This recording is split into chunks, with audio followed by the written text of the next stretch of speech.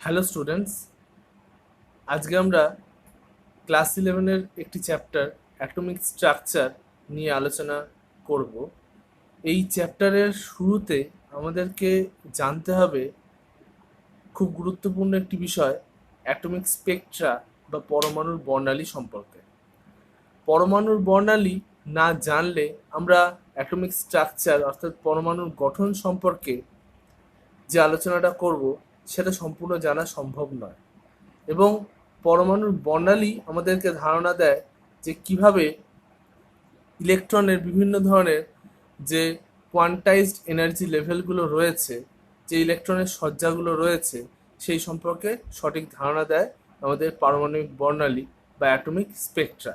তাই আমরা প্রথমে অ্যাটমিক স্পেকট্রা সম্পর্কে জানব এবং তারপর পরমাণুর গঠনের বিভিন্ন বিষয় নিয়ে আমরা আলোচনায় আসব।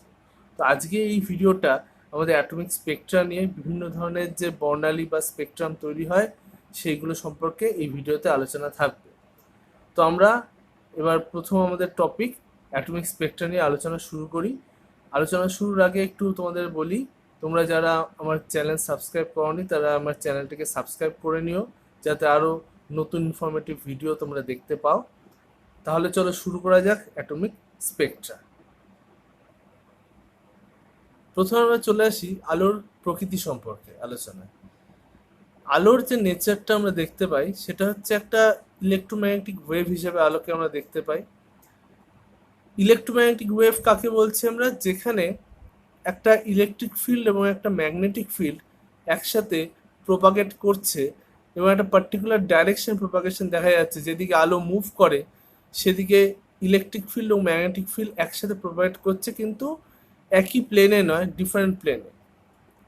অর্থাৎ ইলেকট্রিক ফিল্ডের প্লেন এবং ম্যাগনেটিক ফিল্ডের যে প্লেন, এরা পরস্পরের সাথে লম্বভাবে থাকবে, পারপেন্ডিকুলার পজিশনে থাকবে এবং পারপেন্ডিকুলার পজিশনে তারা প্রোপাগেট করবে, যেমন আমরা ছবিতে দেখতে পাচ্ছি। তো এই ধরনের ওয়েভকে বলে ইলেকট্রোম্যাগনেটিক ওয়েভ। লাইট একটি ইলেকট্রোম্যাগনেটিক ওয়েভ, এবং এই লাইটের ক্ষেত্রে যে ওয়েভ লেন্থের কথা বলি অর্থাৎ তরঙ্গ দৈর্ঘ্যের কথা, সেটা হচ্ছে দুটো ম্যাক্সিমা আমরা যেমন ছবিতে দেখতে পাচ্ছি তার মধ্যেকার দূরত্বকে আমরা এখানে বলছি একটা ওয়েভের ওয়েভলেন্থ। এই মধ্যবর্তী দূরত্বটাই ওয়েভলেন্থ। এখানে লক্ষ্য করে দেখো যে ইলেকট্রিক ফিল্ড এর ডাইরেকশন এবং ম্যাগনেটিক ফিল্ডের যে ডাইরেকশন রয়েছে তার পরস্পর পারপেন্ডিকুলার, এবং তারা প্রোপাগেশন অফ ওয়েভের যে ডাইরেকশন অর্থাৎ যেদিকে তরঙ্গের গতির অভিমুখ তার সাথে পারপেন্ডিকুলার। তো এই ধরনের তরঙ্গ হচ্ছে ইলেকট্রোম্যাগনেটিক ওয়েভ। লাইট একটি ইলেকট্রোম্যাগনেটিক ওয়েভ, সে নিয়ে কোনো সন্দেহ নেই। আরও অনেক ইলেকট্রোম্যাগনেটিক ওয়েভ রয়েছে, যেমন ইনফ্রারেড, আল্ট্রাভায়োলেট, প্রচুর রকমের ইলেকট্রোম্যাগনেটিক ওয়েভ হয়, কিন্তু লাইটও তাদের মধ্যে একটি ইলেকট্রোম্যাগনেটিক ওয়েভ। এছাড়াও আমরা লাইট সম্পর্কে আরও যে তথ্য দেখতে পাই সেটা প্লাঙ্কের কোয়ান্টাম তত্ত্বে, যেখানে প্লাঙ্ক বলছেন যে লাইট হচ্ছে অসংখ্য ফোটন কণার সমষ্টি। অর্থাৎ কোনো একটা নির্দিষ্ট দিকে যদি আমরা খেয়াল করি যে লাইট অ্যাপ্রোচ করছে বা লাইট এগোচ্ছে, তাহলে সেখানে মনে রাখতে হবে যে অসংখ্য ফোটন কণা বা একগুচ্ছ ফোটন কণা কোনো একটা নির্দিষ্ট দিকে এগিয়ে আসছে। তো এই যে ফোটন কণার আমরা কথা বলছি, তো লাইট অ্যাকচুয়ালি কি? লাইট বলা হচ্ছে যে অসংখ্য ফোটন কণার সমষ্টি। এখানে বলা হচ্ছে যে light is a combination of large number of photon particles, এবং এই ফোটন পার্টিকেলসগুলো কি? স্মল ইউনিট এনার্জি প্যাকেট, অর্থাৎ ছোট ছোট ইউনিট অ্যামাউন্টের এনার্জি প্যাকেট। ঠিক আছে, মানে আমরা যেরকম কোষকে কনসিডার করে থাকি একটা ইউনিট অফ একটা টিস্যু, তাই তো? একটা সেলকে আমরা ইউনিট অফ টিস্যু কনসিডার করি, সেরকমভাবেই আমরা লাইটের ইউনিট এনার্জি যেটা কনসিডার করছি that is called photon, photon particle. তো ফোটনকে অ্যাজ এ পার্টিকেল আমরা ট্রিট করছি, এবং এই ফোটন পার্টিকেলসগুলো লাইটকে কনস্টিটিউট করে। এই ফোটন পার্টিকেলের এনার্জি কতটা হবে সেই সম্পর্কেও এখানে আলোচনা রয়েছে। এনার্জি অ্যামাউন্টটা হবে এইচ ইন্টু নিউ। এইচ কি? এইচ হচ্ছে প্লাঙ্কসের কনস্ট্যান্ট। তো এর একটা নির্দিষ্ট মান আছে, আমরা এখানে স্ক্রিনে দেখতে পাচ্ছি। এইচ এর ভ্যালু সিজিএস পদ্ধতিতে 6.626 ইন্টু 10⁻27 আর্ক সেকেন্ড, আর যদি এসআই পদ্ধতিতে আমরা উল্লেখ করি তাহলে 6.626 ইন্টু 10⁻34 জুল সেকেন্ড। তো এই হচ্ছে প্লাঙ্কের ধ্রুবক। এবার এইচ ইন্টু নিউ যেটা আমরা লিখছি, নিউটা হচ্ছে কম্পাঙ্ক বা ফ্রিকোয়েন্সি অফ দ্য লাইট। তাহলে যে ফোটন পার্টিকেলটা হবে তার এনার্জি ইকুয়াল টু হচ্ছে এইচ নিউ। এটা হচ্ছে প্ল্যাঙ্কের সূত্র। এবার নিউ যে কম্পাঙ্কটা আমরা লিখছি তাকে আমরা লিখতে পারি সি বাই ল্যামডা, যেখানে সি হচ্ছে আলোর বেগ, ঠিক আছে, সি হচ্ছে আলোর বেগ আর ল্যামডা হচ্ছে তরঙ্গ দৈর্ঘ্য। এবার আলোর বেগের যে মানটা এখানে লেখা রয়েছে দেখো 3 × 10⁸ মিটার পার সেকেন্ড, এটা এসআই ইউনিটে লেখা রয়েছে। তো এইভাবে করে আমরা যে সূত্রটা পেলাম E equals to H C by lambda, যেটা হচ্ছে আমাদের প্ল্যাঙ্কের রিলেশন। এই সূত্র অনুযায়ী আমরা প্ল্যাঙ্কের ধ্রুবক এবং আলোর বেগ এই দুটো কনস্ট্যান্ট টার্ম পাচ্ছি এইচ ইন্টু সি। তো ল্যামডাটা একটা ভ্যারিয়েবল, ই একটা ভ্যারিয়েবল, যেখান থেকে আমরা পরিষ্কার বুঝতে পারছি যে তরঙ্গ দৈর্ঘ্যের সাথে কিভাবে ফোটনের শক্তি সম্পর্কযুক্ত। অর্থাৎ তরঙ্গ দৈর্ঘ্য যত বৃদ্ধি পাবে তত শক্তি কমবে। Greater the wavelength smaller will be the energy of the radiation, এখানে লেখা রয়েছে দেখতে পাচ্ছ তোমরা। তো সেটাই আমাদের সূত্র বলছে যে যত ওয়েভলেন্থ বেশি হবে এনার্জি কম হবে, যত ওয়েভলেন্থ কম হবে তত এনার্জি বেশি হবে। আমরা একটু দেখে নিই বিভিন্ন লাইটের যে কালারগুলো হয়, রেড হয়, ইয়েলো হয়, গ্রিন, ব্লু, প্রচুর রকমের কালার রয়েছে, অরেঞ্জ। তো এই বিভিন্ন যে কালারগুলো রয়েছে তাদের বিভিন্ন ওয়েভলেন্থগুলো এখানে আমরা মেনশন করেছি। রেডের ওয়েভলেন্থ এদের মধ্যে সবচেয়ে বেশি, ব্লু এর ক্ষেত্রে সবচেয়ে কম 400 ন্যানোমিটার। তো আমরা বুঝতেই পারছি যার ওয়েভলেন্থ বেশি তার এনার্জি কম হবে, অর্থাৎ রেডের এনার্জি কম, রেড লাইট যেটা হবে তার এনার্জি কম হবে, whereas ব্লু লাইট তার এনার্জি হবে বেশি। তো এইভাবে ওয়েভলেন্থের সাথে এনার্জির একটা রিলেশন আমরা প্লাঙ্কের সূত্র থেকে পেতে পারি। এছাড়া আরও বিভিন্ন ধরনের ইলেকট্রোম্যাগনেটিক ওয়েভগুলো এখানে আমরা মেনশন করেছি, যেমন রেডিও ওয়েভস আছে, মাইক্রোওয়েভস হয়, ইনফ্রারেড হয়, আলট্রাভায়োলেট রেজ হয়, এক্স রেজ হয়, গামা রেজ হয়।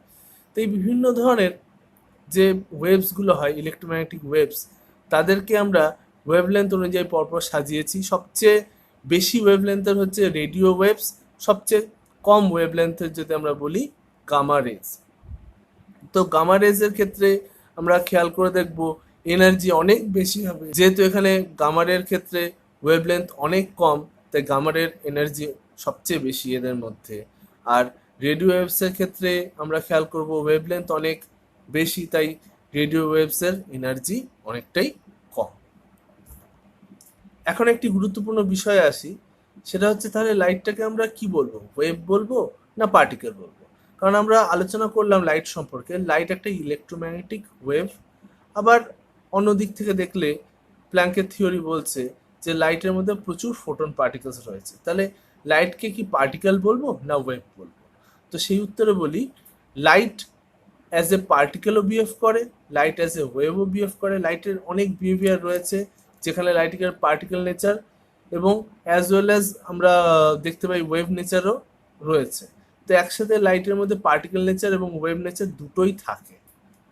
এবার আমরা জানবো স্পেকট্রাম বা বর্ণালী সম্পর্কে, কিভাবে তৈরি হয় বর্ণালী এবং বর্ণালীর বিভিন্ন ধরনগুলো আমরা আলোচনা করে নেব। আমরা এখানে দেখতে পাচ্ছি কোনো একটা সাদা আলো যদি কোনো প্রিজমের উপর পড়ে তাহলে সেটা 7টা বর্ণে ভেঙে যায়, যেটাকে আমরা নর্মালি ভিবজিওর বলে থাকি। হ্যাঁ, তো এখানে এই সাদা আলোর যে ভেঙে যাওয়ার ঘটনা, এটাকে আমরা ডিফ্র্যাকশন অফ লাইট বলছি। তো এই ডিফ্র্যাকশন অফ হোয়াইট লাইটের ফলে আমরা 7টা বর্ণ আলোর পরিষ্কার দেখতে পাচ্ছি। প্রিজমের মধ্যে দিয়ে যাওয়ার সময় আলোগুলো ভেঙে যাচ্ছে এবং আলোগুলো বিভিন্ন ধরনের বেগ হওয়ার কারণেই এখানে প্রিজমের মধ্যে 7টা অংশে ভেঙে যাচ্ছে। একটা পর্দার উপর ফেললে যেটা আমরা দেখতে পাবো আমরা তাকে বলছি স্পেকট্রাম বা বর্ণালী। এখানে একটি পর্দার উপর ফেলা হয়েছে বর্ণালীটাকে এবং এটাই হচ্ছে আমাদের দৃশ্যমান বর্ণালী বা ভিজিবল স্পেকট্রাম। একে আমরা বলছি দৃশ্যমান বর্ণালী বা ভিজিবল স্পেকট্রাম। তাহলে হোয়াইট কোনো লাইট বা সানলাইট আমরা যখনই ফেলছি কোনো প্রিজমের মধ্যে, এটা আমরা অবজার্ভ করেছি বিভিন্ন ক্ষেত্রে যে 7টা বর্ণে ভেঙে যাওয়ার ঘটনাটা ঘটে। তো এখানে দেখা যাচ্ছে রেড যে কালারটা সেটা ডেভিয়েশন সবচেয়ে কম হয়েছে, অর্থাৎ বিচ্যুতি সবচেয়ে কম। আর ম্যাক্সিমাম ডেভিয়েশন দেখা যাচ্ছে ভায়োলেট লাইটের ক্ষেত্রে।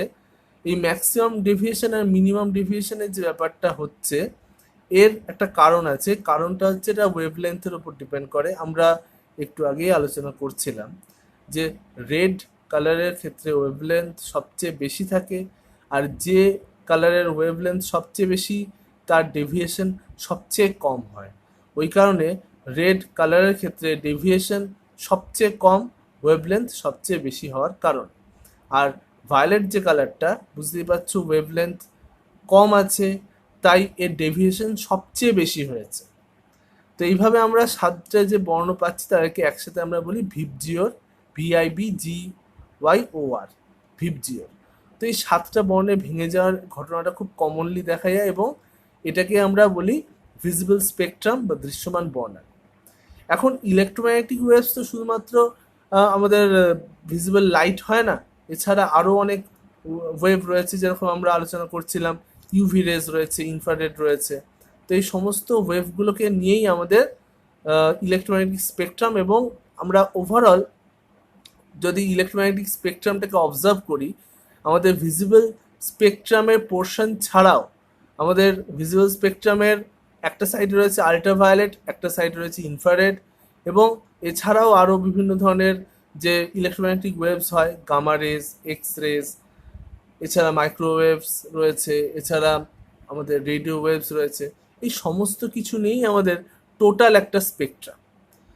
এখন ভিজিবল স্পেকট্রামটা নিয়ে আমরা এত মাতামাতি কেন করি? কারণ ভিজিবল স্পেকট্রামটা আমরা চোখে দেখতে পাচ্ছি, সেই কারণে ভিজিবল স্পেকট্রামটা নিয়েই আমাদের প্রাথমিক যে ভাবনা চিন্তা, মানে যারা প্রথমে স্পেকট্রাম অবজার্ভ করেছিল যে সায়েন্টিস্টরা, তারা ভিজিবল স্পেকট্রাম দেখেই বিভিন্ন সিদ্ধান্তগুলো নিতে পেরেছিল পরমাণুর গঠন সম্পর্কে, অ্যাটমিক স্ট্রাকচার সম্পর্কে।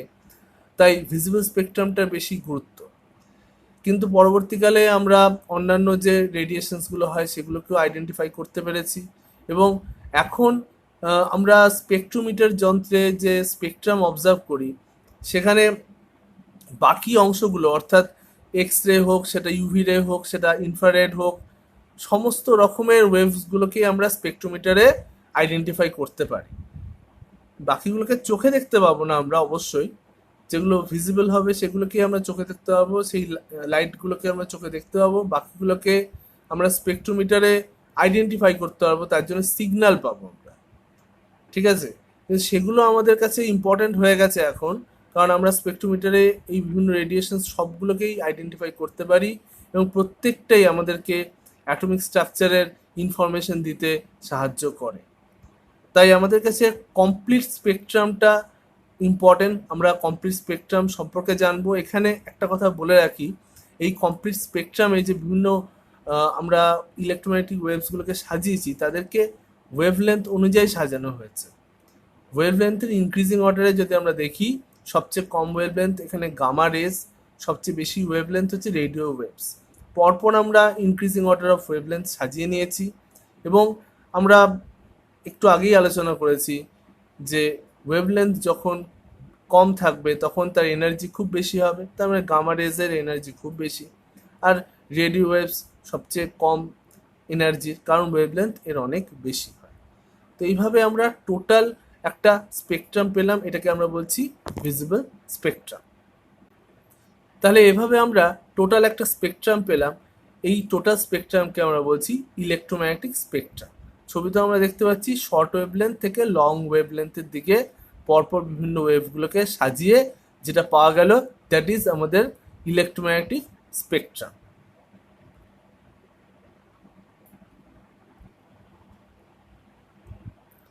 এবার আসি আমরা স্পেকট্রামের ভাগগুলোতে।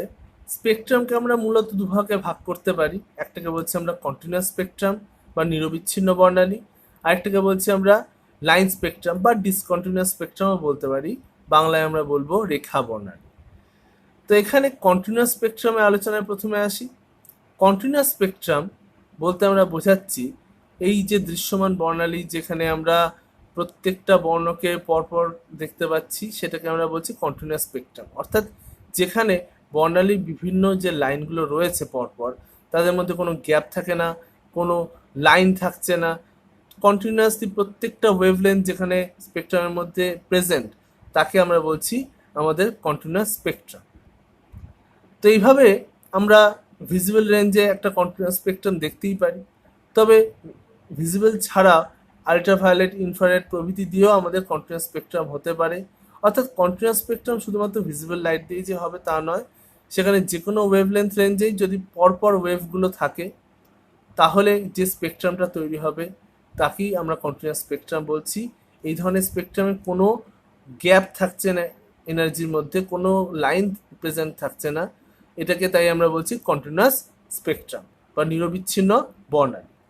এবার এই নিরবিচ্ছিন্ন বর্ণালী ছাড়াও আরেক ধরনের বর্ণালী হতে পারে, যেটাকে বলছি আমরা লাইন স্পেকট্রাম বা রেখা বর্ণালী। এই লাইন স্পেকট্রাম বা রেখা বর্ণালীর উপস্থিতি পরমাণুর ক্ষেত্রে পাওয়া যায়, অর্থাৎ পরমাণুর যে বর্ণালী হয় সেটা হচ্ছে লাইন স্পেকট্রাম বা রেখা বর্ণালী। পরমাণুর ক্ষেত্রে রেখা বর্ণালীর উৎপত্তি কিভাবে হয় দেখো, এখানে একটা ছবি দেখানো হয়েছে যেখানে গ্যাস রয়েছে একটা টিউবের মধ্যে, হাইড্রোজেন গ্যাস রয়েছে। তো সেখান থেকে লাইট এমিট করছে, হাইড্রোজেন গ্যাস গ্লো করছে এবং তাতে লাইট এমিট করছে এবং সেটাকে পাঠানো হয়েছে প্রিজমের মধ্যে দিয়ে, ডিভাইড হয়ে বিভিন্ন লাইন তৈরি করছে, যেটাকে আমরা লাইন স্পেকট্রাম বলছি। অর্থাৎ কতগুলো নির্দিষ্ট জায়গায় কতগুলো লাইন তৈরি হয়েছে, অল ওভার দ্য স্পেকট্রামটা কন্টিনিউয়াস নেই, তাই একে আমরা বলছি লাইন স্পেকট্রাম বা রেখা বর্ণালী। এখানে দুরকম রেখা বর্ণালীর উপস্থিতি পাওয়া যায়, মনে রাখতে হবে দুরকম রেখা বর্ণালী হয়, একটা হচ্ছে অ্যাবজর্পশন স্পেকট্রাম আর একটাকে বলি আমরা এমিশন স্পেকট্রাম। বাংলাটা বলে দিই, অ্যাবজর্পশন স্পেকট্রামের বাংলা হচ্ছে শোষণ বর্ণালী, এমিশন স্পেকট্রাম হলো নিঃসরণ বর্ণালী। তো অ্যাবজর্পশন আর এমিশন দুরকম স্পেকট্রাম কেন তৈরি হয় সেটা একটু বলি। প্রথমে ব্যাপারটা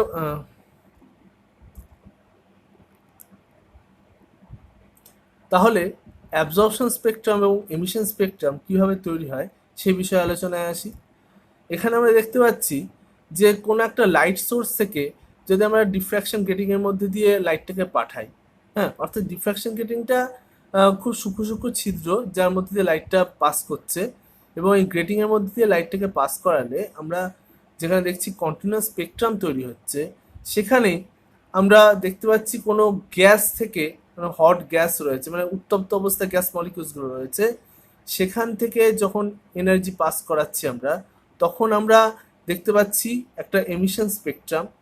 অর্থাৎ এই লাইট সোর্সটা থেকে যে এনার্জিটা এমিট করছে সেই এনার্জি আমরা দেখতে পাচ্ছি যে কতগুলো লাইন হিসাবে এমিট করেছে, এবং এখানে স্পেকট্রামের সমস্ত এনার্জিগুলো যেটুকু এমিট করেছে সেগুলো কয়েকটা লাইন হিসাবে দেখা যাচ্ছে, তাই এটাকে আমরা বলছি এমিশন স্পেকট্রাম।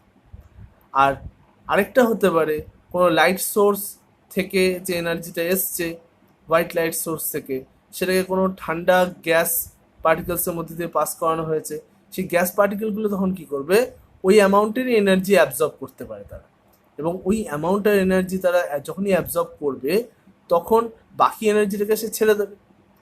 ওই অবস্থাতে যে স্পেকট্রামটা পাওয়া গেছে সেখানে কতগুলো নির্দিষ্ট লাইন পাওয়া যাচ্ছে, সেই লাইন পাওয়া যাওয়ার জন্য এটাকে বলছি আমরা অ্যাবজর্পশন স্পেকট্রাম। অর্থাৎ পুরো স্ক্রিনটা দেখো কালার্ড, পুরো স্ক্রিনটা কালার্ড, কিছু ব্ল্যাক লাইনস আছে। আর এমিশন স্পেকট্রামে পুরো স্ক্রিনটা ডার্ক, তার মধ্যে কয়েকটা আমরা দেখতে পাচ্ছি লাইট রয়েছে, লাইটের প্রেজেন্সটা আমরা দেখতে পাচ্ছি। তো এই ধরনের স্পেকট্রামটাকে বলছি এমিশন স্পেকট্রাম। তাহলে মূল ডিফারেন্সটা কি হলে অ্যাবজর্পশন আর এমিশন স্পেকট্রামের মধ্যে? এমিশন স্পেকট্রামের ক্ষেত্রে কি হয়, যখন কোনো লাইট এনার্জি কোনো কোনো সিস্টেম,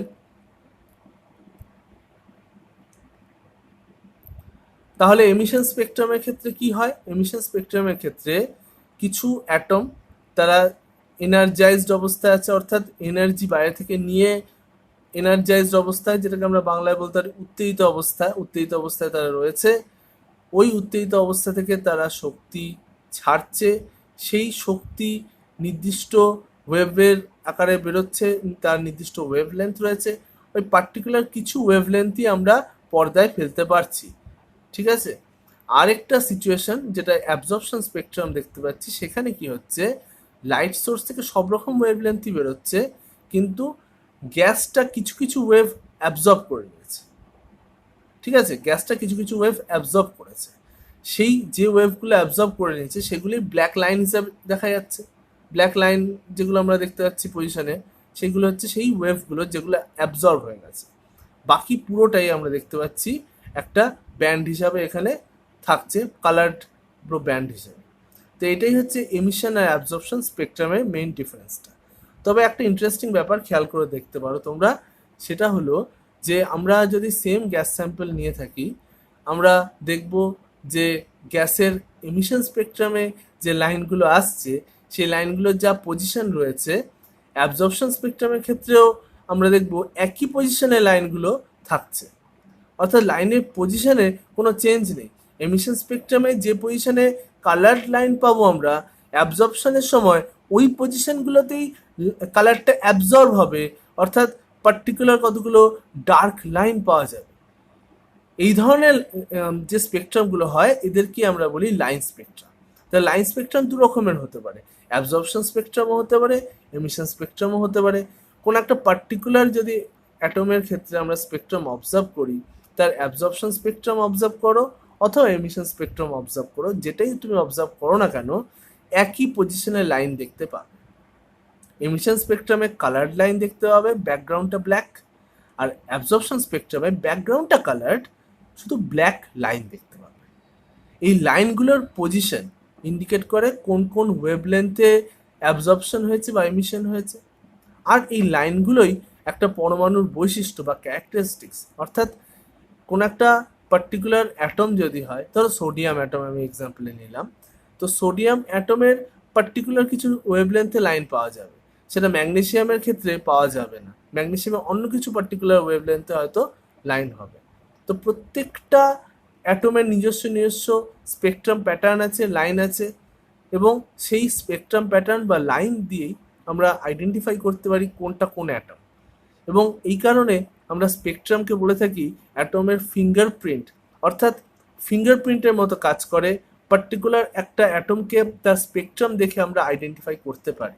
আমরা কি করি, ওর পার্টিকুলার ওয়েভলেন্থ কোথায় কোথায় অ্যাবজর্পশন হয়েছে বা কোথায় কোথায় এমিশন হয়েছে সেটা নোট করে নিই, আমাদের জানা স্পেকট্রামের সাথে মিলিয়ে নেব, মিলিয়ে নিলেই আমরা আইডেন্টিফাই করতে পারবো যে কোন অ্যাটম স্যাম্পল এখানে। এবার চলে আসছি আমরা এই এমিশন বা অ্যাবজর্পশন স্পেকট্রাম কেন তৈরি হয় তার একটু ডিটেলিংয়ে আসছি। আমরা ইলেকট্রনিক ট্রানজিশন সম্পর্কে এবার জানবো।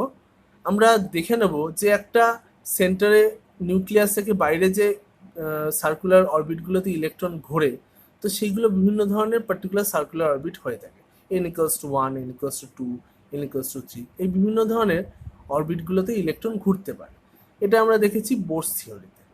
তো সেখানে আমাদের এই যে অরবিটগুলোতে ইলেকট্রন থাকতে পারে, সেই অরবিট থেকে অন্য অরবিটেও ইলেকট্রন তার এনার্জি চেঞ্জ করে চলে যেতে পারে। যদি আমরা দেখি যে কোনো একটা ইলেকট্রন কোনো একটা পার্টিকুলার অরবিটে রয়েছে, হ্যাঁ, ধরো n=2তে একটা ইলেকট্রন আছে, সে বাইরে থেকে ফোটনের এনার্জি পেলো, এনার্জি পেয়ে n=3তে চলে গেল। আমরা ছবিতেই দেখতে পাচ্ছি যে 2তে থাকা একটা ইলেকট্রন বাইরে থেকে ফোটনের এনার্জি পেয়েছে, সে 3 নম্বর কক্ষে চলে গেছে। তো 3 নম্বরে যখন সে চলে গেল তখন সে এক্সাইটেড হলো, এটাকে বলি আমরা এক্সাইটেড স্টেট। ঠিক আছে, এটাকে আমরা বলি এক্সাইটেড স্টেট। তো এই যে ইলেকট্রনটা এক্সাইটেশন হলো, থার্ড লেভেলে গেল, এবার সে যখন এনার্জি ছাড়বে, এবার ইলেকট্রন ছাড়ার সময় কি হতে পারে, সে 3 নম্বর লেভেল থেকে 1 নম্বর লেভেলে নেমে আসতে পারে, আবার 3 নম্বর লেভেল থেকে 2 নম্বর লেভেলেও নেমে আসতে পারে। তো এই যখন উপর থেকে নিচে নেমে আসবে, আপার এনার্জি লেভেল থেকে লোয়ার এনার্জি লেভেলে নামবে, তখন তার এনার্জি বেরোবে, অর্থাৎ সে এনার্জি ছাড়ছে। এবং সেক্ষেত্রে আমরা প্রত্যেকটাকেই বলছি ইলেকট্রনিক ট্রানজিশন, অর্থাৎ লোয়ার থেকে আপার লেভেলে যাওয়াটাও ইলেকট্রনিক ট্রানজিশন, আপার থেকে লোয়ারে নেমে আসাটাও ইলেকট্রনিক ট্রানজিশন। এখন কি হয়, এমিশন স্পেকট্রামের ক্ষেত্রে যেটা হয়, আপার লেভেলে ইলেকট্রন রয়েছে, সেখান থেকে লোয়ার লেভেলে নেমে এলো, কোনো একটা লোয়ার লেভেলে ধরো যখনই নামছে সে, তখন সে একটা এনার্জি ছেড়ে দিচ্ছে, তার জন্য যে স্পেকট্রামটা তৈরি হচ্ছে, কালার্ড লাইন পাচ্ছি আমরা, ওটা হচ্ছে এমিশন স্পেকট্রাম। আবার আরেকটা জিনিস হতে পারে, সেটা হচ্ছে কোনো ইলেকট্রন ধরো কোনো লোয়ার লেভেলে রয়েছে, 1 নম্বরে বা 2 নম্বর লেভেলে রয়েছে, তখন সে বাইরে থেকে একটা ফোটনের এনার্জি গেন করতে পারে, এবং ফোটন এনার্জি গেন করে সে আপার লেভেলে চলে যেতে পারে। তো এইভাবে আপার লেভেলে যখন সে চলে গেল, সে এনার্জি অ্যাবজর্ব করলো, এবং এনার্জি অ্যাবজর্ব করার জন্য ওই পার্টিকুলার ওয়েভলেন্থটা থাকলো না, অর্থাৎ সেই জায়গায় কি দেখবো আমরা, ডার্ক লাইন। তো এই রকম এনার্জি অ্যাবজর্পশনও হতে পারে অ্যাটমের মধ্যে, তার জন্য যে স্পেকট্রামটা পাবো তাকে বলছি আমরা অ্যাবজর্পশন স্পেকট্রাম। তাহলে ইলেকট্রনিক ট্রানজিশন দু রকমের হতে পারে, একটা হচ্ছে লোয়ার থেকে আপার, যার জন্য অ্যাবজর্পশন হবে, আর আপার থেকে লোয়ারে ইলেকট্রন নেমে এলে এমিশন হবে এনার্জি। তো সেই জন্য দু রকম স্পেকট্রাম পাওয়া যায়, একটাকে বলছি অ্যাবজর্পশন স্পেকট্রাম, আর একটাকে বলছি এমিশন স্পেকট্রাম। কিন্তু কোনো নির্দিষ্ট এলিমেন্টের ক্ষেত্রে তুমি অ্যাবজর্পশন স্পেকট্রাম দেখো আর এমিশন স্পেকট্রাম দেখো, তাতে রেজাল্ট সেমই আসছে, অর্থাৎ পার্টিকুলার জায়গায় লাইনগুলো দেখাচ্ছে এবং সেই লাইনগুলো দেখে অ্যাটমটাকে আইডেন্টিফাইও করা সম্ভব।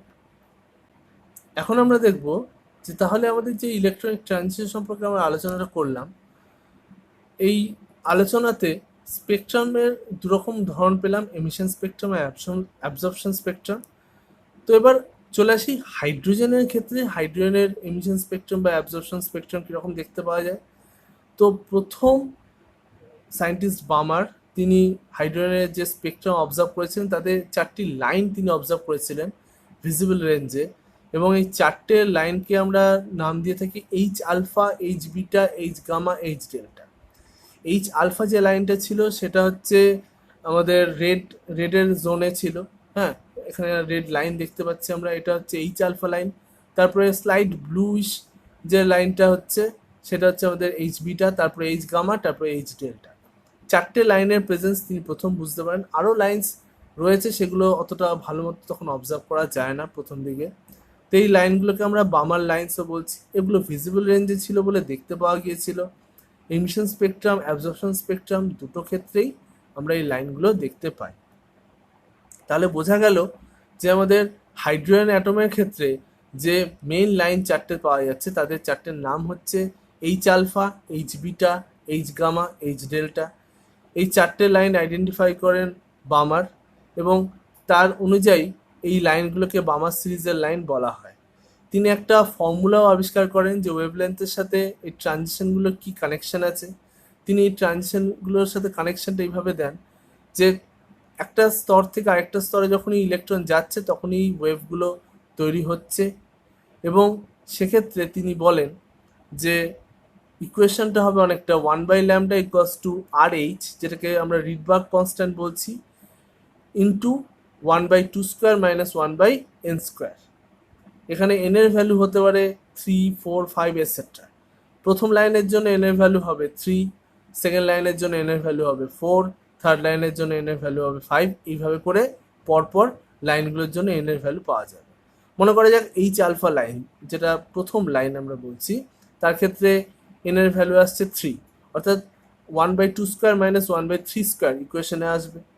যদি এইচ বিটা লাইনের কথা বলি তাহলে n এর জায়গায় বসবে 4, এইচ গামা লাইনের কথা বললে এই n এর জায়গায় আসবে 5। তো এই ইকুয়েশনটাকে আমরা বলছি রিডবার্গ ইকুয়েশন, এবং এই ইকুয়েশনটা প্রস্তাব যেটা এসেছিল বামার লাইন থেকে, বামার সিরিজ থেকে।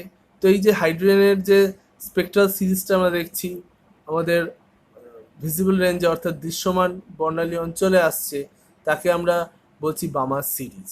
এবং বামার সিরিজকে যখন আমরা রিডবার্গ ইকুয়েশনের সাহায্যে এক্সপ্রেস করব, এই ইকুয়েশনটা যেটা আমরা স্ক্রিনে দেখতে পাচ্ছি, এই ইকুয়েশনটাই হচ্ছে বামার সিরিজের ইকুয়েশন। পরবর্তীকালে আরও বিভিন্ন সায়েন্টিস্টরা আরও বিভিন্ন সিরিজগুলো আবিষ্কার করেন, কিন্তু সেগুলো ভিজিবল রেঞ্জে ছিল না, সেগুলো বিভিন্ন ধরনের আল্ট্রাভায়োলেট বা ইনফ্রারেড রিজনে আমরা দেখতে পাই। এবং তার মধ্যে লাইম্যান সিরিজ, প্যাশন সিরিজ, এইগুলো খুব ইম্পর্ট্যান্ট। লাইম্যান সিরিজটা যেটা স্টার্ট হচ্ছে 1 নম্বর লেভেল থেকে, অর্থাৎ আমরা যে বিভিন্ন এনার্জি লেভেলগুলো পাচ্ছি 1 নম্বর, 2 নম্বর, 3 নম্বর, 4 নম্বর, তো 1 নম্বর এনার্জি লেভেলে থেকে যে সিরিজগুলো স্টার্ট হয় বা যে সিরিজগুলো 1 নম্বরে গিয়ে শেষ হচ্ছে তাদেরকে আমরা বলছি লাইম্যান সিরিজ। অর্থাৎ লাইম্যান সিরিজের ইকুয়েশনটা লেখা হয়েছে 1/λ = R × 1/1² - 1/n², এই হিসাবে। n এর ভ্যালু আমি 2, 3, 4, 5 সব বসাতে পারি। অর্থাৎ লাইম্যান সিরিজের ক্ষেত্রে আমরা n এর ভ্যালু 2 বসাতে পারি, 3 বসাতে পারি। প্রথম লাইন যদি বলি আমি লাইম্যান সিরিজের, তাহলে সেখানে 1 থেকে 2 ট্রানজিশন হবে। দ্বিতীয় লাইন মানে 1 থেকে 3 ট্রানজিশন। এই ট্রানজিশনগুলোকে আমরা লাইম্যান সিরিজের ট্রানজিশন বলছি। একইভাবে আরেকটা সিরিজও আবিষ্কার হয় যেটাকে বলছে প্যাশন সিরিজ। সেখানে লাইনগুলো 3 থেকে স্টার্ট হচ্ছে, অর্থাৎ সমস্ত লাইন যেগুলো 3 থেকে স্টার্ট হয় বা কোনো আপার লেভেল থেকে 3-তে এসে নামে তাদেরকে আমরা বলছি প্যাসেন সিরিজ। তাহলে এইভাবে করে আমরা 3টে সিরিজের অস্তিত্বের কথা জানলাম, Lyman series, Balmer series, Paschen series. Lyman series যেটা 1 থেকে শুরু হয়, বামার সিরিজ একটু আগেই দেখলাম 2 থেকে শুরু হয়, প্যাসেন সিরিজ শুরু হয় 3 থেকে। তাহলে একটা নির্দিষ্ট প্যাটার্নে আমরা লাইনগুলোকে ভাগ করে নিয়েছি বিভিন্ন সিরিজে, ঠিক আছে। আমরা এবার দেখব যে 3 ধরনের সিরিজকে একসাথে, অর্থাৎ লাইম্যান, বামার, প্যাসেন, প্রত্যেকটা সিরিজকে একসাথে আমরা দেখছি। এখানে একটু বলে রাখি, লাইম্যান সিরিজের ক্ষেত্রে এন এর মানটা যে স্টার্ট হচ্ছে সেটা 1 থেকে স্টার্ট হচ্ছে, বামার সিরিজের ক্ষেত্রে 2 থেকে স্টার্ট হচ্ছে, প্যাশন সিরিজের ক্ষেত্রে 3 থেকে স্টার্ট হচ্ছে, ঠিক আছে।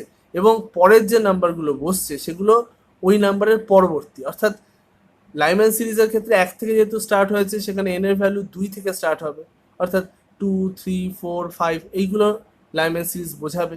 অর্থাৎ 1 থেকে 2, 1 থেকে 3, 1 থেকে 4, 1 থেকে 5 সবই লাইম্যান সিরিজের ট্রানজিশন। 1 থাকবে লাইম্যান সিরিজ মানেই সেখানে কোথাও 1 থাকবে।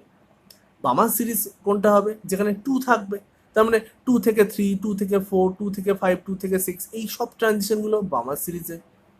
প্যাশন সিরিজের কোন ট্রানজিশনগুলো হবে?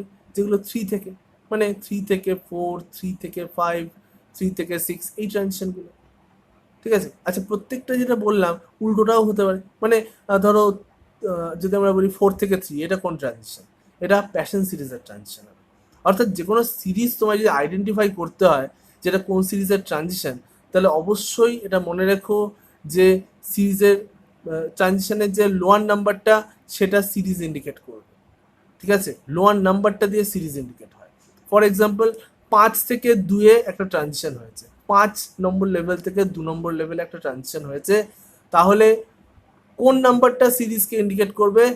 কম নাম্বারটা, অর্থাৎ 2 এটা সিরিজকে ইন্ডিকেট করবে। তাহলে 2 কোন সিরিজের মধ্যে পড়ে? বামার সিরিজে পড়ে, তাই ওটা বামার সিরিজের ট্রানজিশন, ঠিক আছে। প্রত্যেকটা ট্রানজিশনে কোথা থেকে কোথায় গেল ইলেকট্রন সেটা তো মেনশন হবে, এবং দুটো করে নাম্বার থাকবে, দুটো করে নাম্বারের মধ্যে যেটা লোয়ার নাম্বার সেটা সিরিজকে ইন্ডিকেট করবে।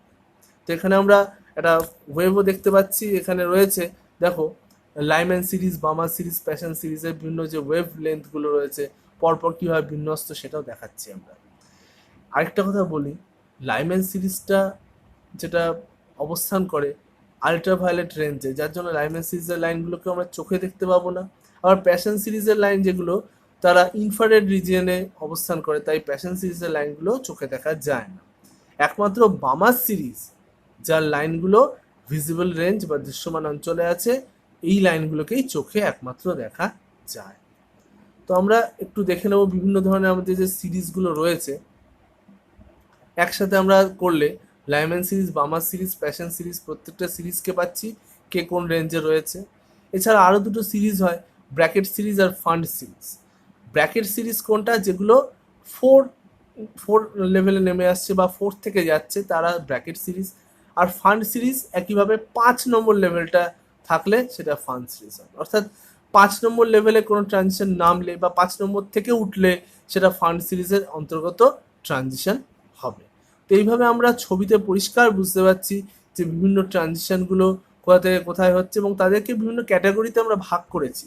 প্রচুর রকমের ট্রানজিশন হতে পারে, এবং এই প্রত্যেক রকমের ট্রানজিশনের জন্য একটা নির্দিষ্ট ওয়েভলেন্থ পাওয়া যেতে পারে। প্রত্যেকটা ট্রানজিশনকেই আমরা ওই জন্য কতগুলো ক্যাটাগরিতে ভাগ করেছি, Lyman series, Balmer series, Paschen series, Brackett series, Pfund series, প্রত্যেকটাতে আমরা ডিভাইড করে নিয়েছি। এবার সবকটা ইকুয়েশনকে যদি আমরা একসাথে করি, এক জায়গায় করি, তাহলে ইকুয়েশনটা কি দাঁড়াচ্ছে? তাহলে ইকুয়েশনটা হয়ে যাচ্ছে 1/λ ইকুয়ালস টু RH। RHটা হচ্ছে রিডবার্গ কনস্ট্যান্ট, যার ভ্যালুটা স্ক্রিনে দেখতে পাচ্ছ 1.097 ইন্টু 10⁷ পার মিটার। পার মিটারে যদি আমরা লিখি, পার সেন্টিমিটারে লিখলে 10⁷ এর জায়গায় 10⁵ হবে। এবার RHটা হচ্ছে রিডবার্গ কনস্ট্যান্ট, তারপরে আছে 1/nf² মাইনাস ni²। তো এখানে আমরা ইনিশিয়াল স্টেট এবং ফাইনাল স্টেট বোঝাচ্ছি, অর্থাৎ একটা লেভেল থেকে আরেকটা লেভেলে যখন ইলেকট্রন যাচ্ছে তখন দুটো কোয়ান্টাম নাম্বার পুট করব, পেয়ে যাবো আমরা ওয়েভলেন্থের ভ্যালু। এই ইকুয়েশনটাকে আমরা বলছি আমাদের রিডবার্গ ইকুয়েশন। তাহলে একটা প্রশ্ন থেকে যাচ্ছে রিডবার্গ ইকুয়েশনের কাজটা কি। রিডবার্গ ইকুয়েশনের কাজটা হচ্ছে যে কোনো ট্রানজিশনে তার ওয়েভলেন্থ কত সেটা মেজার করা। মনে করা যাক এইচ আলফা লাইনের কথাই বলছি। এইচ আলফা লাইনের ক্ষেত্রে আমরা বামার সিরিজে লাইনটা পাই এবং সেখানে ট্রানজিশনটা কোথা থেকে কোথায় হয়, 2 থেকে 3, তাই তো? 2 থেকে 3-এর ট্রানজিশনটাকে আমরা বলি এইচ আলফা লাইন। তো সেক্ষেত্রে ওয়েভলেন্থ কী করে বার করব? সেক্ষেত্রে আমরা সবসময় যে বড় নাম্বারটা হবে 2 আর 3-এর মধ্যে যে বড় নাম্বারটা, সেইটাকে আমরা কি করব, আমরা বসিয়ে দেবো আমাদের এন আই স্কোয়ার। বড় নাম্বারটা বসাবো আমরা এনআই যে পার্টটা রয়েছে সেখানে, আর ছোট নাম্বারটা বসাবো এনএফ এর জায়গায়। তার মানে 1/2 স্কোয়ার মাইনাস 1/3 স্কোয়ার, এইভাবে বসাবো। আচ্ছা, কেন এভাবে বসাবো? তার কারণ আমরা এনআইতে বড় নাম্বার যদি বসাই আর এনএফে যে ছোট নাম্বার বসাই, তাহলে কোয়ান্টিটিটা পজিটিভ আসছে, ওয়েভলেন্থ তো পজিটিভ হয়, নেগেটিভ হয় না। তো সেই কারণে এই অর্ডারে আমাদের পুট করতে হবে ভ্যালু। তো আমরা ইকুয়েশনটা কী পাবো এইচ আলফা লাইনে, 1/λ ইকুয়াল টু RH ইন্টু এখানে 1/2 স্কোয়ার মাইনাস 1/3 স্কোয়ার হবে 2 থেকে 3-এর ট্রানজিশনের জন্য। তাহলে এই হচ্ছে আমাদের রিডবার্গ ইকুয়েশন, এবং তার একটা ছোট আমি অ্যাপ্লিকেশন বললাম। এবার দেখে নেবো বিভিন্ন ধরনের যে স্পেকট্রাল লাইনগুলো হয়, আমরা যেটা আলোচনা করছিলাম, Lyman series, Balmer series, Paschen series, প্রভৃতি সিরিজগুলো যে আলোচনা আমরা করছিলাম এই পর্যন্ত, এই সিরিজগুলো কোথা থেকে কোথায় ট্রানজিশন হচ্ছে সেইটা একটু ছোট করে দেখে নিই। এই ছবিটাতে পরিষ্কার বোঝানো হচ্ছে সমস্ত যে লাইনগুলো যেগুলো 1 নম্বর লেভেলে নামছে তারা সব লাইম্যান সিরিজের, বা 1 নম্বর থেকে ওপরের কোনো লেভেলে উঠলেও সেটা লাইম্যান সিরিজের অন্তর্গত হবে। বামার সিরিজের লাইনগুলো কি হবে, লোয়েস্ট কোথায় নামছে, 2 নম্বরে নামছে, তবেই সেই সিরিজটাকে বামার সিরিজ বলবে।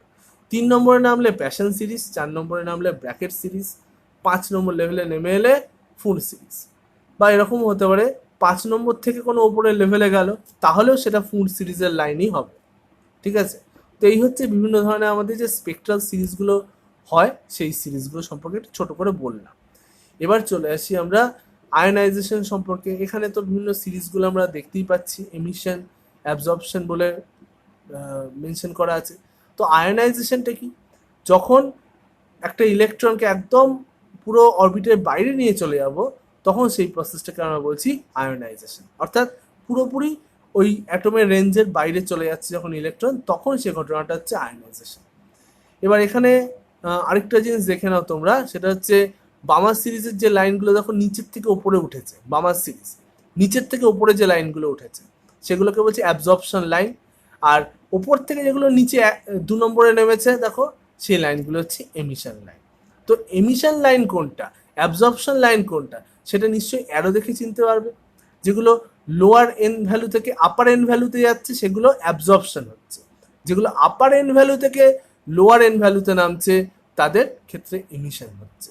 তো এইভাবে এমিশন এবং অ্যাবজর্পশন আমরা ডিফাইন করছি। তাহলে 2 রকমের স্পেকট্রা বা বর্ণালী আমরা ধারণা পেয়ে থাকি, সেটাকে বলছি আমরা এমিশন স্পেকট্রা, আর একটাকে বলছি অ্যাবজর্পশন স্পেকট্রা। দুটোই লাইন স্পেকট্রা, এবং মনে রাখবে তোমরা এই 2 রকম স্পেকট্রামই আমরা পরমাণুর ক্ষেত্রে পেয়ে থাকি। তো সহজ কথায় অ্যাটমের স্পেকট্রা হচ্ছে লাইন স্পেকট্রা, যে কোনো অ্যাটমের যে স্পেকট্রাম পাওয়া যায় সেটা লাইন স্পেকট্রাম হয়, এবং অ্যাটমের এই লাইন স্পেকট্রা দেখে অ্যাটমটাকে আইডেন্টিফাইও করা যায়। তো এই পর্যন্ত আমরা অ্যাটমিক স্পেকট্রা নিয়ে যেটুকু আলোচনা করলাম, আশা করি তোমাদের ভালো লেগেছে। যদি ভালো লেগে থাকে তাহলে অবশ্যই ভিডিওটাকে লাইক করে দিও এবং বন্ধুদের সাথে শেয়ারও করতে পারো ভিডিওটি। এবং আমি পরবর্তী ভিডিওতে অ্যাটমিক স্ট্রাকচারের আরও বিভিন্ন বিষয় নিয়ে আলোচনা করব। আজকে এই ভিডিওটি এই পর্যন্তই রাখছি। Thank you for watching.